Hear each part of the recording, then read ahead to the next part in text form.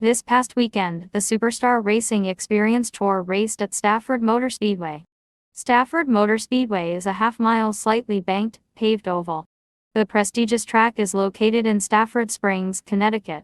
Stafford Motor Speedway has been a part of the SRX Tour since the very beginning. It was the first ever SRX Tour race in 2021. Doug Coby was the winner of the previous race at Stafford. This year Doug Coby is out of the car and Matt Hirschman takes his place. Hailie Deegan and Bill Elliott join the race as well. Justin Marks will be Helio Castroneves' substitute as Helio had a schedule conflict with Mid-Ohio for the IndyCar Series. The SRX Tour begins each race with 2 qualifying rounds called heats.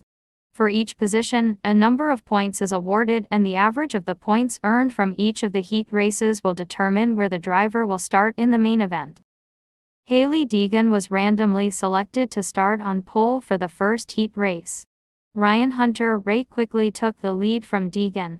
Around the 8 minutes left mark in the race, Bobby Labonte locked up his tires going into turn 3 but did not make contact with anyone. At the 8 minutes left mark, the fun flag was thrown. The race went green with 4 minutes left in the heat. Around the 2 minutes left mark, Bill Elliott made contact with Tony Stewart, which left some debris on the track, but no caution was thrown. Ryan Hunter-Reay cruised to the win of the first heat race. The field was inverted, leaving Bill Elliott on pole for the second heat race. Into the race, Bobby Labonte took the lead and led his first laps in the SRX Tour. At the 8-minute mark, the fun flag was shown. Bobby Labonte then ran to the checkered flag and won the second heat. For the main event, the man with the most points, Marco Andretti, started on pole.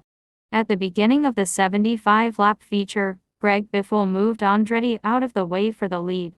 Then Andretti fought Biffle for the lead before Biffle lost the lead and fell behind Tony Stewart, who was in third. Tony Stewart then passed Marco Andretti for the lead on lap 17.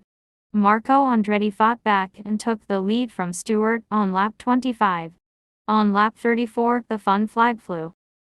When the race went green, Tony Stewart took the lead. On lap 45, Michael Waltrip left debris on the track causing a caution. Shortly after the race went green, Paul Tracy pushed Greg Biffle off of the track. Biffle flew through the grass but he avoided hitting the wall. Marco Andretti took the lead from Stewart on lap 62. On lap 65, a mandated yellow was thrown for the final 10 laps. Ryan Newman, who started in the back for the race and had chipped his way through the race, moved Andretti out of the way to take the lead. With that lead, Newman was able to cruise to victory lane at Stafford Motor Speedway. Marco Andretti, Paul Tracy, Tony Stewart, and Bobby Labonte finished in order behind Ryan Newman. After Stafford, there are 5 drivers within 26 points of each other for the points lead. Newman currently holds the lead with 108 points. Behind Newman is Tony Stewart with 97 points, only 11 points back.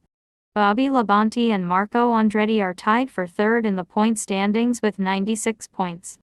In fifth in points, Greg Biffle stands with 82 points. With 3 races left, the points lead can still change and is not locked.